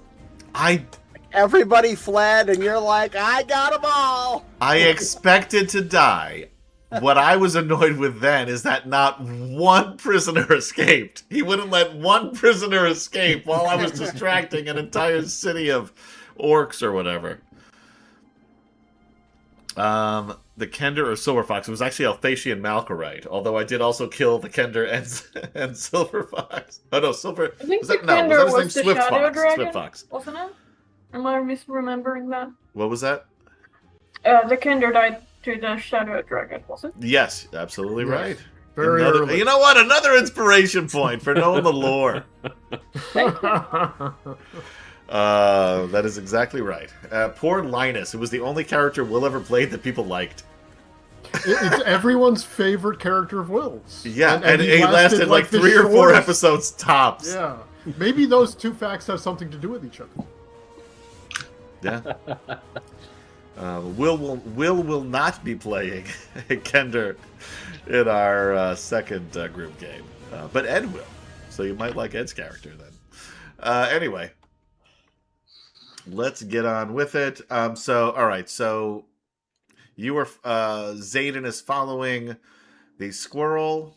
The other 3 are being, well, Fascia was a false knight. They still can't. They still hate Will's characters. It's this visceral reaction when you even just bring them up. It's amazing. I mean, he definitely did not follow the measure and the what rule? The whole thing with Huma there, that was pretty. He tried to rip off Huma's gold dragon's wings to sell them, or to build a. No, it wasn't to sell them. It was to build a. Sail for the ice boats. I mean, I think that was only like the first thing that would have gotten him revoked from the knighthood. There were at least 4 or 5 other incidents, I think, that would have gotten him kicked out. Yeah. Yeah, if that wasn't a desperate war, he'd have been in a lot of trouble. Like, seriously, everyone in chat is putting all of the horrible things that Aphasia did. He was a really great knight of Naraka, but I don't. Yeah. He was chaotic. He was the first chaotic good knight. So anyway, well, him and Tasselhoff Burfoot. Yeah, I know we did knight Tasselhoff Burfoot too. No one really had a problem with that. I'm kind of surprised. I mean, that He is was some more of kind a of knight crime than against Alphatia. humanity, but Yeah. I think it's funny. So The only reason that Tasselhoff survived was because of Maria's bits. she cheered enough bits to keep Tasselhoff he's my alive. second favorite character, so I had to help. Well, that was good. After Gary's character closed the door on him. I tried hard to let him die, but you just wouldn't let him die, Maria. Not on my watch. No, you don't. So Earl was grateful for that too. Listen, Yeah. I had nothing against Taz. I saw that Remor has and was like, yeah, fuck that. Nobody's going in Tasselhoff there. more knightly than Alphasian. Yep. You're right, JB Steins 12. Anyway, let's get back A to random NPC was more knightly than Alphasian. I know. I don't know why Will wanted to play a knight. He really didn't seem to. That was weird. I guess he ran out of characters because I killed so many of his others previously. So you brought this upon yourself. It was is what my you're own saying. fault. Yeah, he ran out of choices. All right, so 3 of you are being brought to the School of Games. I'm going to highlight this on your map. And I'll even highlight the path that they took to get you there, basically. And for the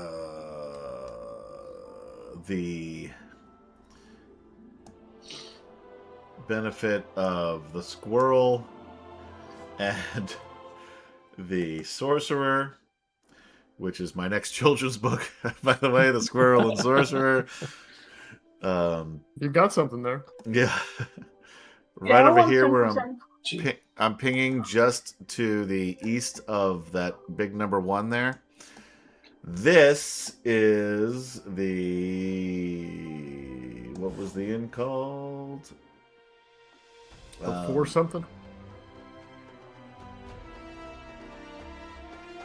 The Inn of the Four Courts.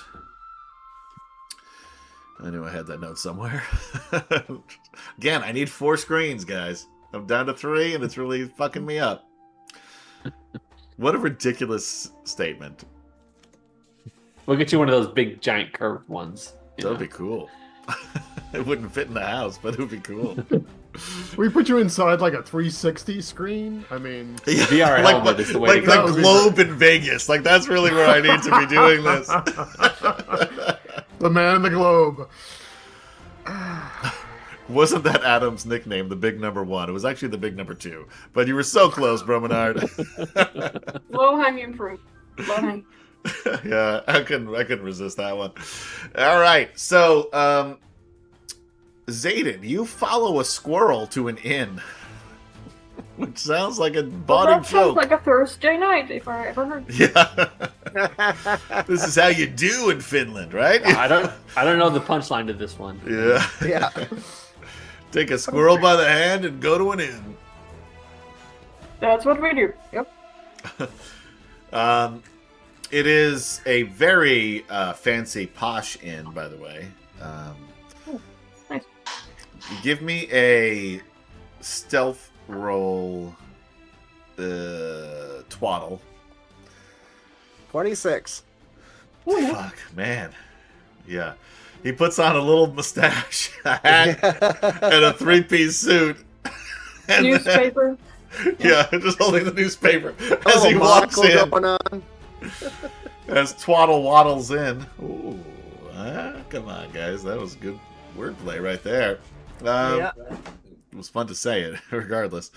Yeah, so you sneak in. Zayden, you're able to just wander in, although you can see that you're not dressed as well as the other patrons in this gar. It's hard to tell because everything kind of looks a little fancy 350 years ago for you, but it seems like you're probably dressed in commoner clothing, where this is more of the upper echelon.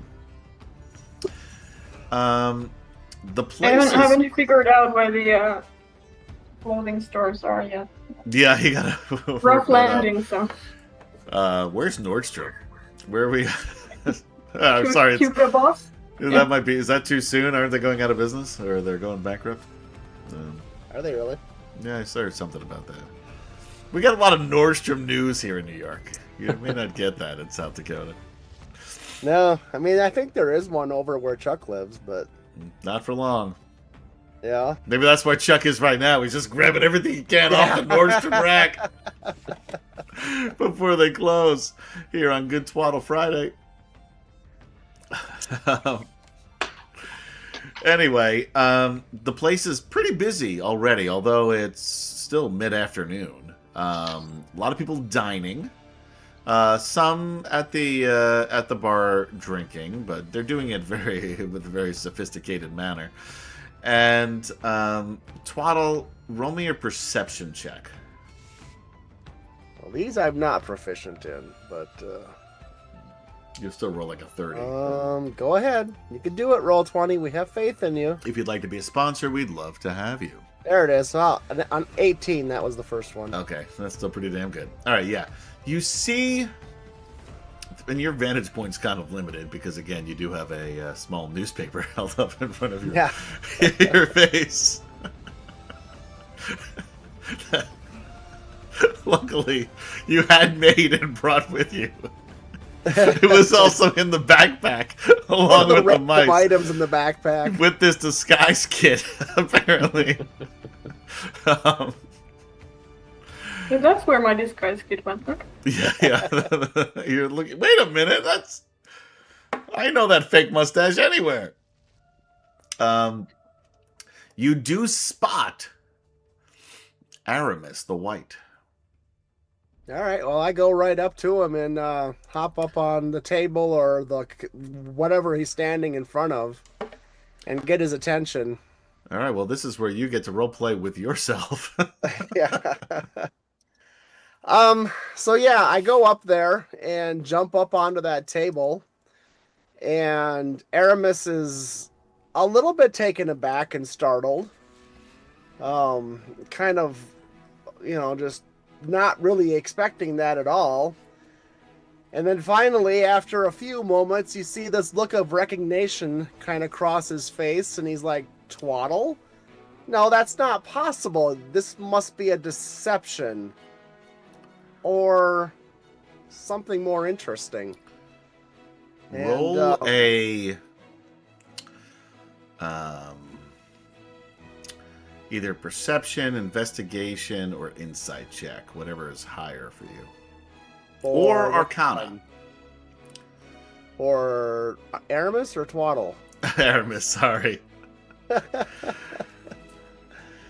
All right, rolling it for Aramis. It's probably going to be Arcana. Yep, Arcana is what it's going to be. Wow. So I rolled a nat 1. It's a total of 10. I am not expecting to see Twaddle. That's for darn. This is weird. Like you specifically know that Twaddle is with Stone Moss. In the future, yes. No, wherever Stone Moss, because you haven't gotten there yet. You're not at that point yet. No, but I mean, wherever Stone Moss is, he's not here. Yeah, so you figure Stone Moss is probably in his Star Vault Grove, just north of Sylvanesty, and that's where Twaddle should be. Yep. So. And also, this Twaddle is fucked up, dude. It is, yeah. It's the definitely burned, singed. Yeah, the eye patch is the first giveaway. The other eye is just bloodshot red. He walks with a limp. Yeah. He has a tattoo on one paw that says love, and a tattoo on the other paw that says hate.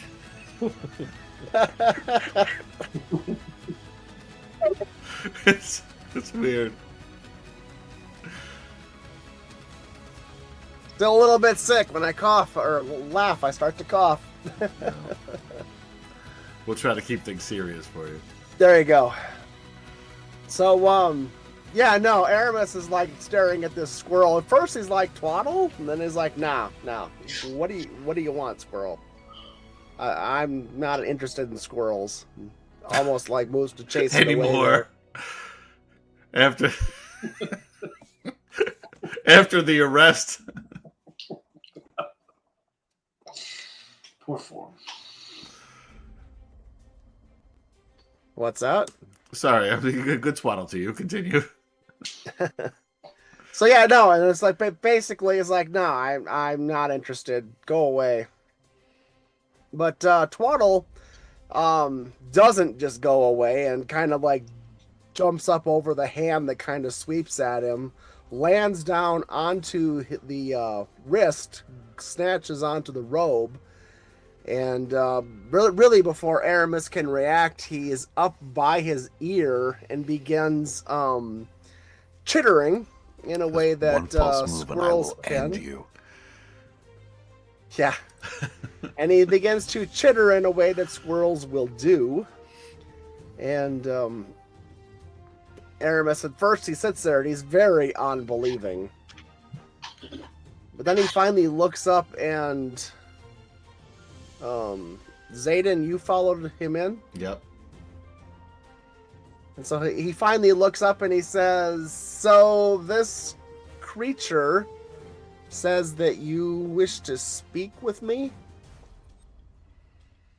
And you see Zayden, a white-robed mage. An elf. An elf. No, he's not an elf, is he? Yeah, no. Aramis is an elf, yeah. You tell me. I don't know. That's right. He Aramis is an elf. You're right. The other one, the stone moss, acts like an elf. That's what it was. Got it. Yeah. He looks very sophisticated, by the way. Very well dressed. Obviously, has some. At least his family is quite distinguished, if nothing else. Yeah, and he kind of looks at you and is like, "Yes, you wish to speak with me." And you can tell that even though it's obviously a long time in the past, based on your time in Palanthus and then just in Solamnia in general, you can tell that this dude comes from money.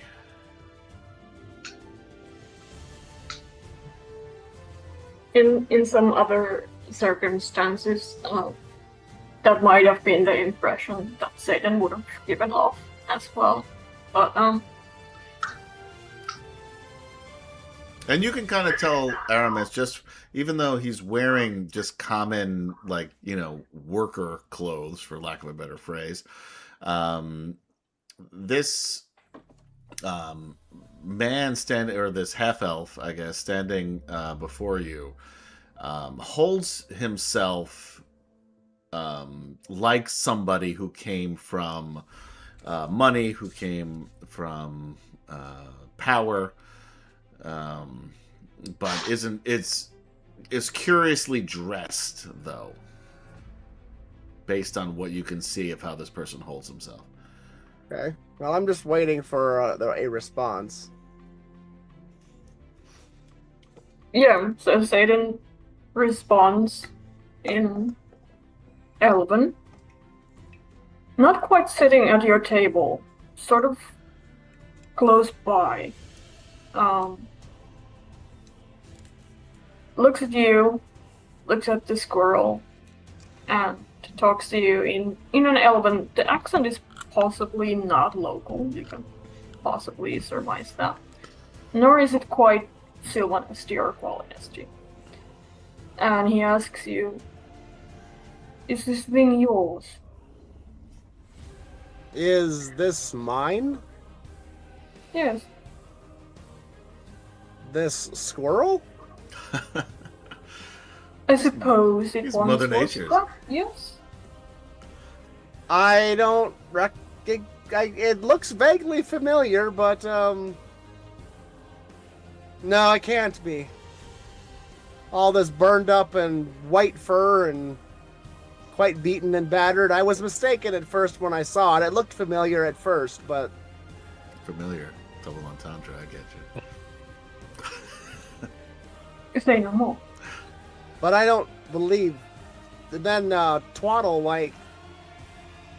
goes into a tirade at him, and he sits there kind of staring in disbelief and kind of looks up and he says, so he says that he is who I think he is, and that you came from the future? What? Yes, well, I know what that sounds like, but I suppose for once I am agreeing with a squirrel. How curious. Sit, tell me the story. I'll Thank you. order wine. This is gonna need lots of wine, I think. Cut to an older couple sitting in the corner and say, Muffy, do you see that? Oh, are you talking, Gerald, about the white-robed maid talking to a rabid squirrel on the counter of the bar? Yes, very strange indeed. Oh, times, they are a-changin'. And cut back to the scene. Well, actually, there's a bard in the corner that's actually singing that song. And he's like, wait a minute, what a great title! How many roads? Is that what they call bardic inspiration? Zing.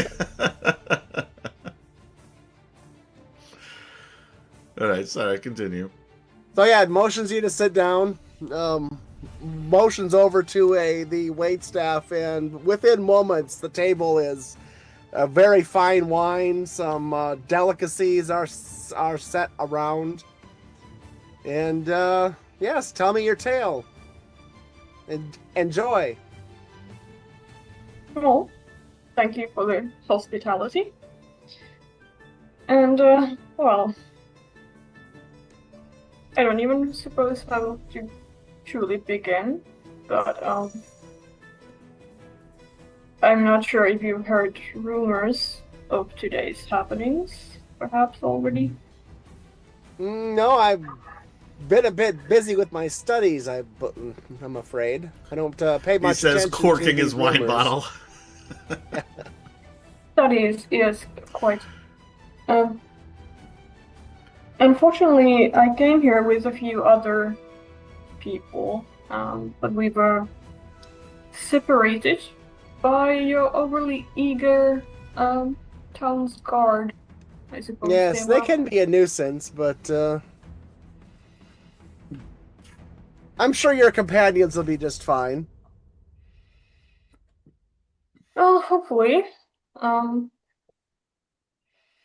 I'm not entirely certain, as there seemed to be a misunderstanding of our treatment of a clerical person. A clerical person? Yes, the council sent a clerical paladin with us, and unfortunately, the lady was unconscious when we acquired her company, shall we say. A reverend daughter, perhaps? Yes, I think that is the title they used of her, yes. Well, that is quite different. If there was a And reverend seeming daughter as your- involved... Yes, they were in the assumption that we had done something to her person, which of course we hadn't. Well, if she was unconscious, I suppose. She was unable to speak on your behalf. We should Yes. go... Where was she taken, do you know? I'm not entirely certain, but I do believe this city of yours has a temple. That would Of be course, my yes. educated guess. Yes, I have a contacts there. The only thing that occurs to me, though, is that as we were in her presence, she has been unconscious the entire time. She would not know who we are. Ah, that is most distressing. Yes, so since you are a native of this fair city, perhaps what would be the best way to free my cousin and the other personage? Well, I suppose we should make our way over there and, Maybe one. Sorry. Yes. If it wasn't for Twaddle here, I would be much more incredulous, but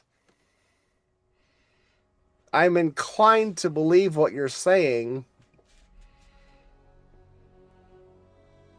Well, my cousin is if you can't trust a person from the future introduced to you by a abyss-hardened squirrel, well, then what can you trust?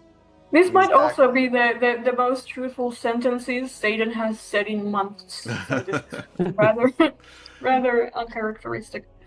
So of course, Aramis doesn't believe you.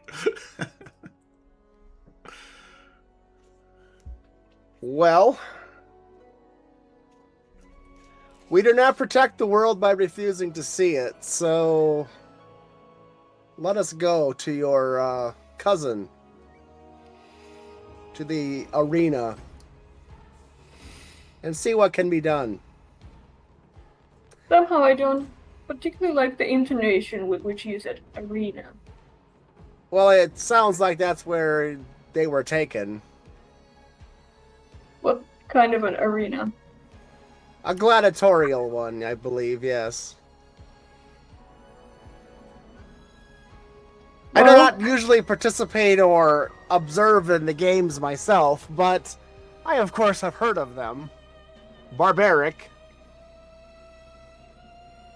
Still, since if that could be the place they've taken my cousin, as he is a knightly person, he might actually have a pretty good chance. Yes, well, he's going to need it, but, shall we? Let's. And with that, we cut to the others. Feldspar, Sabin, and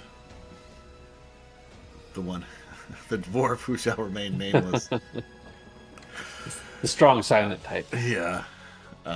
We couldn't expect Chuck here 2 weeks in a row. Like, I mean, honestly. Yeah. And here on Good Twaddle. I mean, we can't ruin his brand by having him. Exactly. He had to make all 12 episodes of the Dark Patrol because he was the DM. So he's got to take some breaks now and then. Right? It's a lot of work.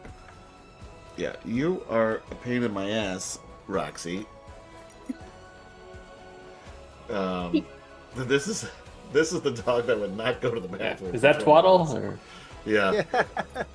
Twaddle's she much fucking larger. hates squirrels, dude. You call her Twaddle, she'll fuck you up. she might look how tough she is. Terrifying. Yeah.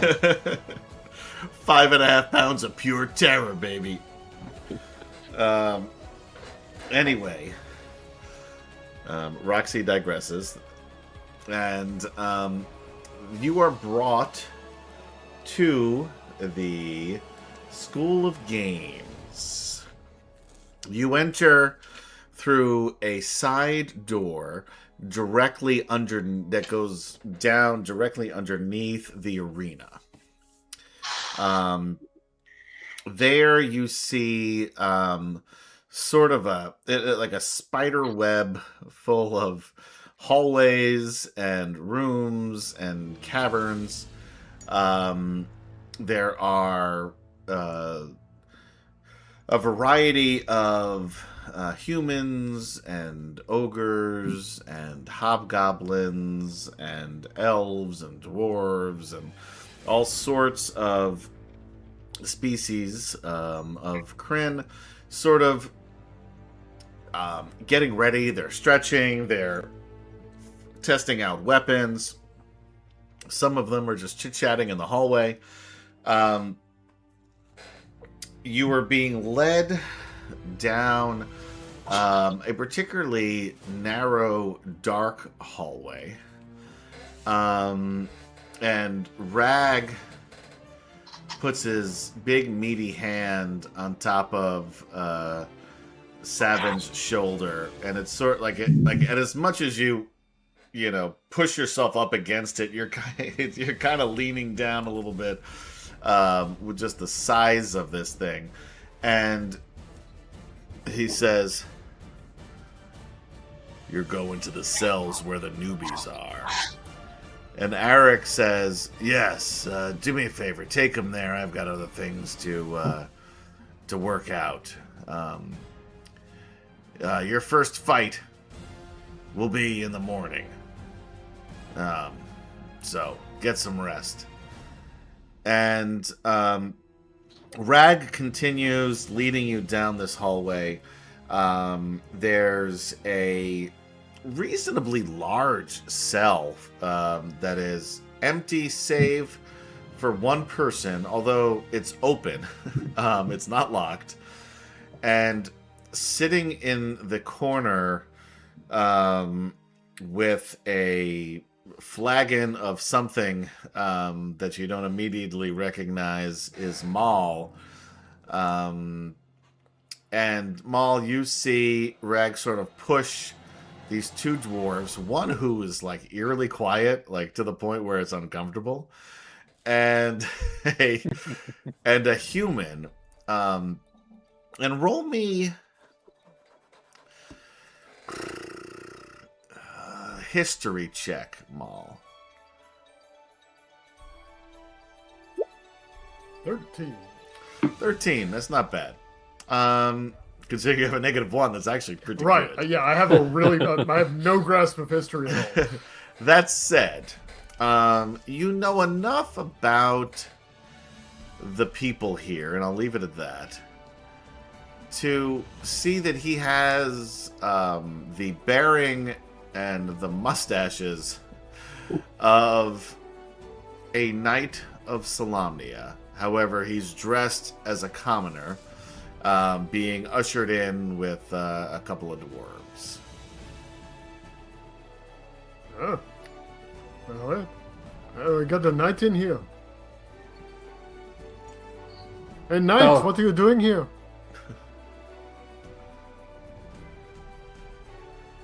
We were captured and we were arrested. Oh, thank God, an elf. You're Stonemoss's friend, right? I'm sorry, Stone Moss? Yeah, he sent us here to find you. To find me? Yes. I He don't was know assured we Stone Moss, would but know that is you when we wonderful, saw right? you. Yes. He was very certain we would So recognize you. he sent you for me for what? Yeah, we're here to help you. Oh, Or you're here to help us? He was not very specific. Hello. What are we going to do? I was hoping you would tell us. I take a big swig of my drink. Okay. I will think of this a little bit and then get back to you. All right? I mean, are you going to share? Or... Oh. Yeah? I hold out my hand. I like passing the glass. And as you take it, he's still holding on to it. Not quite letting it go. We're like wrestling over it, and I'm just inching my mouth closer to it.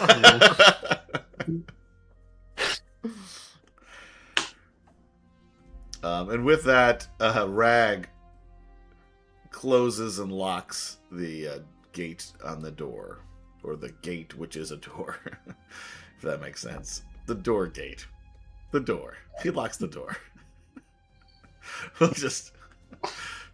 Sorry, Roxy wrote the script. I mean, good job, Roxy. Yeah, that's excellent. Thanks, guys. I'm impressed. Yeah, I'm going to night school. For screenwriting. Be careful, it's not that singing frog. Hello, Okay, my baby. Hello, my darling. I will fuck up any frog that you put. That's not true. I will bark at it and then run away because I'm scared of everything. That's not a real dog. It's not a real dog. No. I find it hard to believe this thing was descended from wolves. Their most expensive prop. Yeah. 10% of a dog. Oh, man. Anxiety-riddled, terrified of everything. So, and she can be yours for the right price, gentle viewers. Oh. No, you don't. No. I mean, if you want to put her, if you want to ship her to New Zealand, I mean, She wouldn't make it. She would die from like a stroke. She couldn't make it the Nerves. 15 minutes to this new house on the car. Like, she really had a hard time doing that. Watergate, Deflategate, and Outdoorgate. Yeah, that's right, Cassandra. We've reached this. All right, so you guys are now locked in this cell with who you think may be Our contact in this past. Yes, Stone Yeah, lost his of contact course. because he refused to give you any real information, figuring the battle-hardened, traumatized squirrel was just going to fill in the gaps for you. He can't speak common. Let's just throw that out there. He's a squirrel. And that did not happen. So now you believe that this man... I mean, it did happen, only for Zayden. That is fair. That's a 25% success rate. All right, touche. The most useless person in the entire party. And I got to. Yeah, you got the wrong person, though. Who's... All right, you're in this cell with this dude underneath a gladiatorial arena. Yeah, we're here to save the world. all right. That sounds good. How do we start? Are I'm you still sure not you know why Stone you Moss? came to me? But, What? It's a long. All right. Where do we start? Don't look at me. I'm sleeping. I have to fight in the morning. Fight my way out of here. wait. I think I understand now. Mhm. You came from. Wait, no, I don't know. We came Where from. did you come from? Let's say far away. You were sent to see me. I think They so. said someone sent you from far away. Said, go find Mol in Ista. Yeah. What's is that your name? Mo- Mol. I'm Feldspar, by the way. Feldspar. Pleasure. Yeah. But yes. So someone sent you to find Yeah. Mol. It's Stone Moss here sent us in to Ista. find you. Yeah. Again, Stone Moss. Yeah. He's a druid. You don't know him? I have known druids. No Stone Moss though. Oh shit. Okay. But All right, you know what? Anyway, That's fine. I mean, if you have some plan here, We can because work with this. you see, we are going to have a match probably within by tomorrow. I think A match. a match. We go out, we fight. The arena. You know where you are, right? Yeah, totally. Oh, No, all right. I don't. So, Not really. Yes. You are the first. We're time from in far the arena? away. Yes. But you've been in the arena before. I know my way around a fight, if that's what you're asking, but All right, fine. And your friends? he's good. He's good with the sword, as far as I know. I mean, you, Mr. Knight, you been in the arena?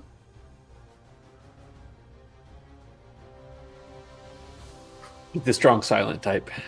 I see that. Oh, that's all right. I'm not offended. It's all right.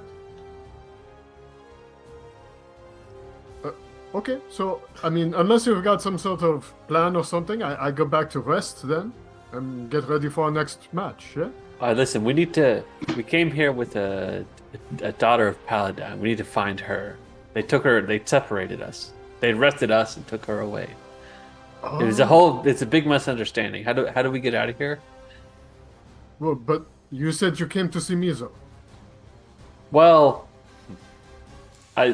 unclear at this point. But I'm sure you can help us, and this is very important. Well, I mean, you want to get out. I mean, clearly they would not bring a revered daughter of Paladin here into the arena. Yeah. So how do we get out of here? Do you know where they're keeping her? Well, I don't know where The they daughter. keep the daughters of Paladin. I'm not sure that is a good. I don't there's think they keep them anywhere. There's a closet on They- the third they floor of have the their own, temple. You know, they have their own agency. They are allowed to keep themselves. Is there a healer nearby? Oh, I mean, there's Morty over there. Morty, he patches up people when they have some problems in the arena. Hey, there's somebody is gnome. Yeah, Morty, someone wants you over here. Yeah, a gnome waddles over. Hey, somebody hurt? You need a healer? You look fine. Listen, you guys clearly know your way around this place. There's got to be a way. What's your escape plan? Escape plan? oh. I work here. Huh? Wait. Do we not need a healer? I'm sorry, Morty. I thought they wanted a healer. I apologize. Maul? You gotta stop fucking with me, man. You know how serious I take my craft. You know how serious I take it. Right now, I promise I'm not fucking with you. No one needs any help. No, not today. But you called Morty anyway. I apologize. All right. Apology accepted this one time. Merci. I'll remember the next time. Yes, sure. Anybody need anything? No? Could use some weapons. Yes, I'm not- that would be very nice. I'm the medic. Fair enough. Maybe a ham sandwich? You know what? I think I could probably get one of those for you. Sure. Great. What kind of ham you like? We got a full deli over in the. Some We're good. Oh, this is very nice craft services Yeah. here in the arena. We got a Jersey Mike's in the arena. Oh, Is that the name of the place? Jersey Mike's? Is that what it's called? That's a sub shop. Yeah. Okay, thanks. Sub Yeah. shop. All right. He wanders off. yes. I don't think he's coming back with that sandwich, man. No. No, he will not. He might go get a sandwich. Yeah, He won't come back with it. though. cut to Morty. You know what? I really am in the mood for a ham sandwich. Now that you mention it. And he waits online at Jersey Mike's. Cut back to the scene. Maul, there has to be a way out of here. I've only been here 6 months or so. I think. I Has anyone can't keep been track of released? it all. But escape. No, that release. seems like a lot of work. What about I'm release? not sure. You said that you could fight for your freedom. Is that a possible? Have you seen anyone be released for winning? Is that a thing? Yeah. I don't actually. Yes. Yes. Bien sûr, it's possible to fight your way out. It's for me. I've only heard stories. I've never seen someone do this. But again, I've only been here 6 months. We don't have 6 months. Do we? We need to get out like right now. How many fights do we need to do today to get the fuck out of here? We're on a tight schedule. I'm not sure that they have an accelerated release schedule. I don't think that exists. But I mean, you could probably ask. You don't understand the fate I of the don't world expect you to get a good at stake answer. here. We can just break out. How what explain to me the saving the world? How's this work? Okay. This is gonna be a lot. So sit down. He's already sitting. What? He stands up and sits back down. We're from the future. And we brought our priestess lady back to be healed by your clerics because we don't have clerics in the future. Or not many of them anyway. So we need the powerful magics of this time to heal her. And also stop a wizard who also came back in time. And wizard. you know what? This is where I've lost. That's as far as I got. That's where I lose the plot. Yes. There's an evil wizard who came here. There's a priestess who needs to be healed, and you know what? That's when I stopped asking questions. All right. So the evil wizard, you time travel back here to stop, and then you must stop and then go back to the future. And Stonema said you would help us. Stonema said, maybe that you know something about me in the future. Perhaps I do something amazing, and this is why you have been sent back to. That's probably it. Yeah, that's probably it. What a conundrum. Maybe You're probably, you know what? You're probably a great hero. Sure. Yes, I agree with that. Probably. Right? With That's how I understand it anyway. Rag comes over, bangs his great club on the bars of the door, and says, "Time for bed. You have the first fight in the morning." And with that, all of us together, or yeah, you'll find out in a next row? time. As this is where we end tonight's session. Mercifully. Thank you, everybody, for hanging out with us on D&D Fridays, or as we like to call it, Good Fridays. Good twaddle. Good swaddle to Good you, Michael. Thanks for hanging out with us, as always. We will probably be back next week. We haven't really talked about it, but that seems reasonable, I guess. I think I'm free. I'll be maybe back Chuckle. unless we're not. What was that? We'll be back unless we're not. That's fair. Yeah, you know how we go. You know how we go. It's a crapshoot if we're going to show up or not. But anyway, for Chuck, who couldn't bother to be here tonight, speaking of which, Maria, John, Sedg, Mike, Gaz. Somebody just dropped. I am Adam, saying good night. Be safe out there. Be kind to one another. And we will see you next time on DragonLance. Bye-bye. I know. Chris Andrew wants to know if we could bet on the fights like a UCF match. Sure. Yeah, absolutely. Yeah. Bye-bye. Well, See you next time. We don't want to.